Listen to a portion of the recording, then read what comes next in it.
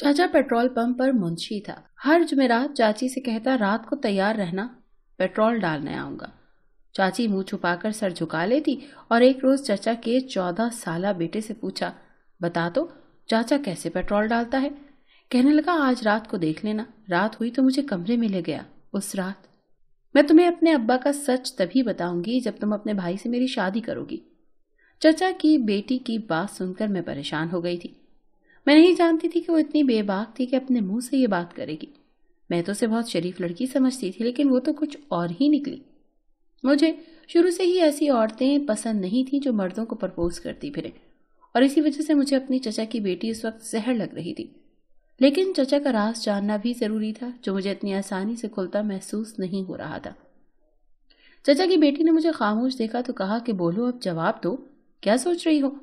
मेरा दिल तो किया कि एक जोरदार थप्पड़ उसके मुंह पर दे मारूं, पर फिर मैंने सोचा कि जिस लड़की को खुद अपनी इज्जत की परवाह नहीं, मैं भला क्या कर सकती हूँ। फिर अचानक मेरे जहन में एक शैतानी मंसूबा आया। मैं हौले से मुस्कुराई और आगे बढ़कर चचा की बेटी को गले लगा लिया। वो हल्का सा कसमसाई, उसका चेहरा शर्म से सुर्ख पड़ गया था। हाँ, मैं तुम्हारी शादी अपने भाई से जरूर करवाऊंगी, मैंने चचा की बेटी से कहा।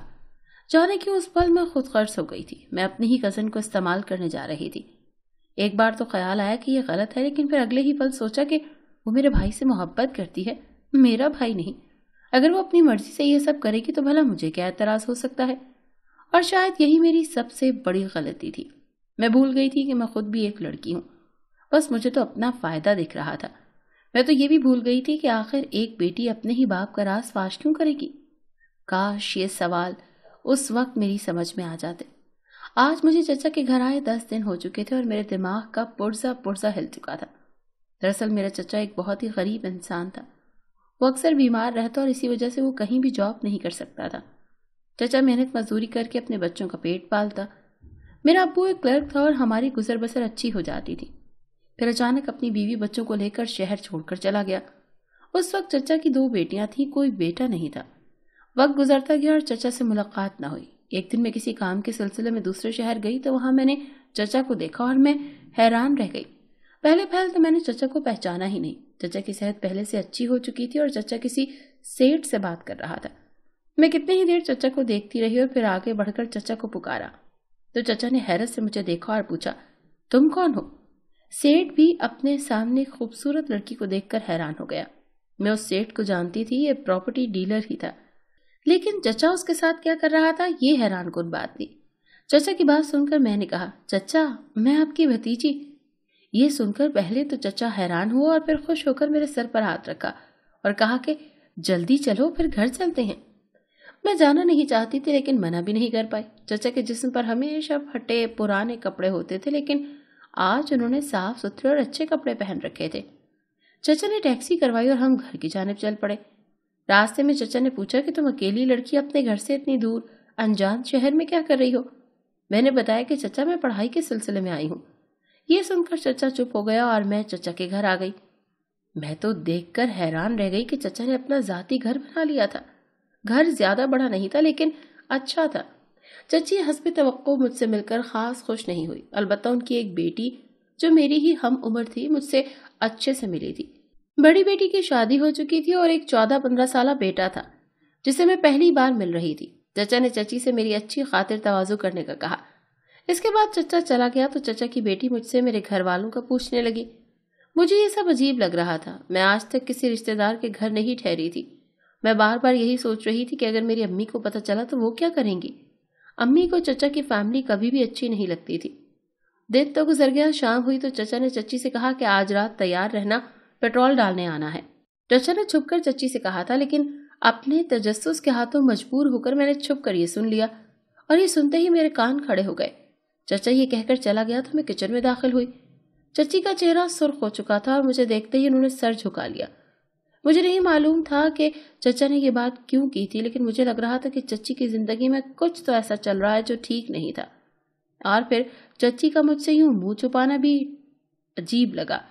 रात को मैं अपने भाई से वीडियो कॉल पर बात कर रही थी कि चचा की बेटी मेरे पास आ गई और उसने भाई को देख लिया। इसके बाद तो उसने मेरी जान ही नहीं छोड़ी। वो मुझसे भाई के बारे में पूछती रही। میں نے اسے تفصیل سے بتایا کہ میرا بھائی بہت بڑا وکیل ہے۔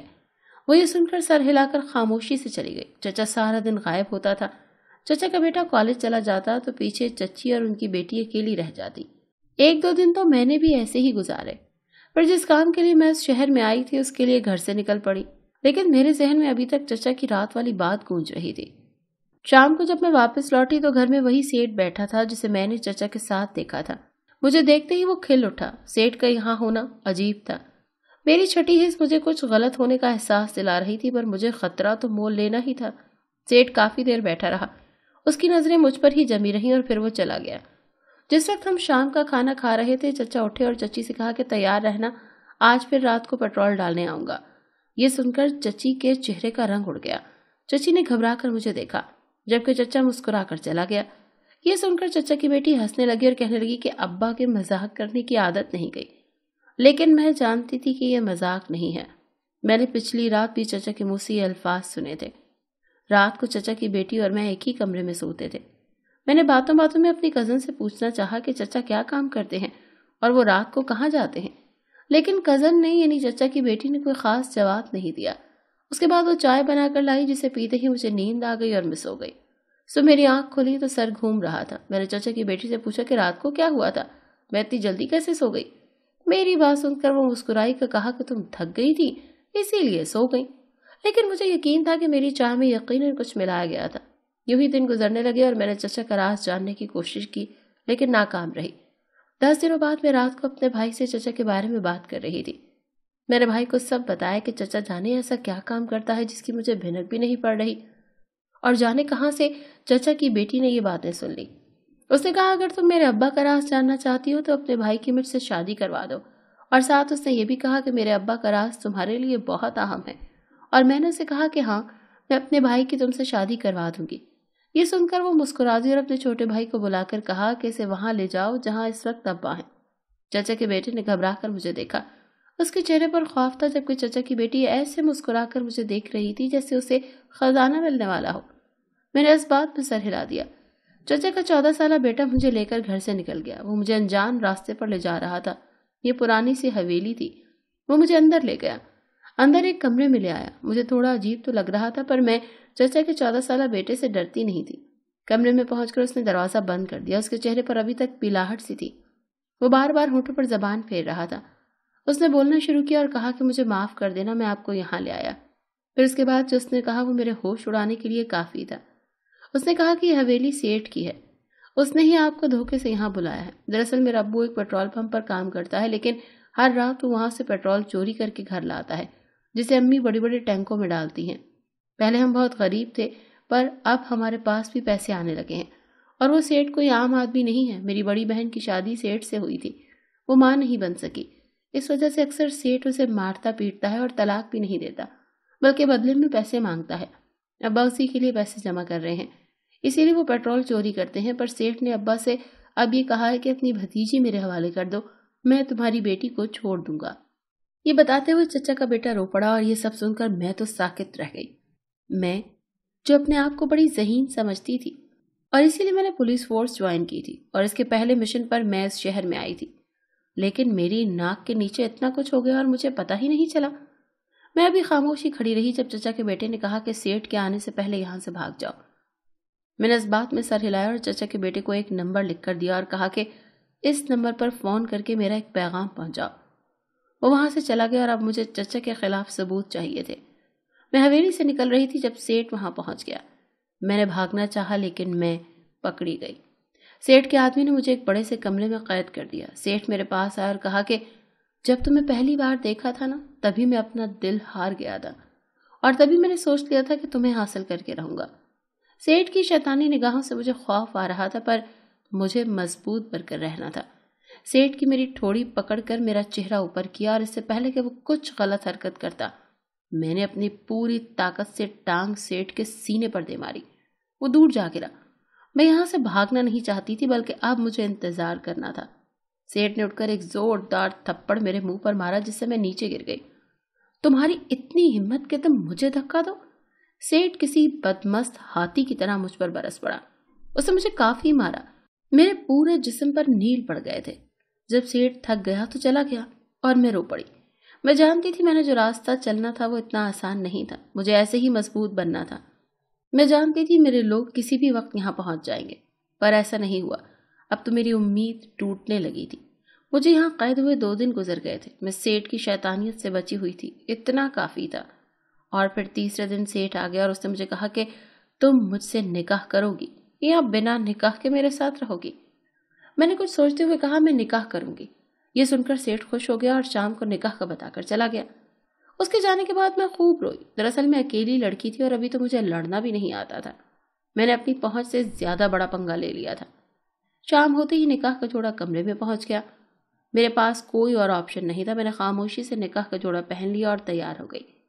نکاح سے کچھ دیر پہلے سیٹھ کمرے میں آیا تو میں نے کہا کہ میں نکاح سے پہلے جاننا چاہتی ہوں کہ آخر تمہارے پاس اتنا پیسہ کہاں سے آیا؟ تو سیٹھ نے ہنستے ہوئے اپنے ان تمام کالے دھندوں کا ذکر کر دیا جو نہیں کرنا چاہیے تھا، اور میں نے خاموشی سے اس ٹیپ ریکارڈر میں سب ریکارڈ کر لیا جو میرے پاس ہی تھا۔ اور پھر نکاح کے وقت جب قاضی نے مجھ سے نکاح کا پوچھا تو عین اس وقت میں نے اللہ کو پورے دل سے پکارا، اور تبھی پولیس کے سائرن کی آواز گونجی۔ سیٹھ کا رنگ پھیکا پڑ گیا۔ پولیس کی گاڑیاں باہر ہوٹر بجا رہی تھیں۔ اس نے بھاگنے کی کوشش کی لیکن پکڑا گیا۔ دراصل میں نے چچا کے بیٹے کے ہاتھوں اپنے بھائی کو پیغام بھیجوایا تھا۔ اسے پیغام لیٹ ملا، اسی لیے آنے میں دیر ہو گئی۔ بھائی نے پولیس والوں سے رابطہ کیا اور وہ لوگ اپنی پوری تیاری سے مجھ تک پہنچے۔ شکر خدا کا کہ میں عین وقت پر بچ گئی۔ سیٹھ کے خلاف میں نے پہلے بھی بہت سے ثبوت اکٹھے کیے تھے۔ دراصل میں سیٹھ کو ہی پکڑنے آئی تھی اور یوں میرا مشن پورا ہوا۔ دوسری جانب چچا کو بھی گرفتار کر لیا گیا۔ چچا کے 14 سالہ بیٹے نے اپنے باپ کے خلاف گواہی دی اور اس نے چچا کی ویڈیو بھی بنا رکھی تھی، جبکہ چچا کی بیٹی رو پڑی، کہنے لگی میں اپنی بہن جیسی زندگی نہیں جینا چاہتی تھی، اسی لیے اپنے منہ سے بولا کہ اپنے بھائی سے میری شادی کروا دو، کیونکہ وہ مجھے اچھا انسان لگا تھا۔ خیر اس کا فیصلہ تو بھائی نے کرنا تھا۔ میں اس کی آنکھوں میں چچا کی بیٹی کے لیے پسندیدگی دیکھ چکی تھی۔ سب کچھ بدل گیا تھا۔ میں بہت بڑے حادثے سے گزری تھی، لیکن میں خوش تھی کہ میں اپنے مشن میں کامیاب رہی، اور میں جان گئی تھی کہ مجھے آنے والے وقت میں اس سے بھی بڑے حادثوں سے گزرنا تھا، اور میں اس کے لیے تیار تھی۔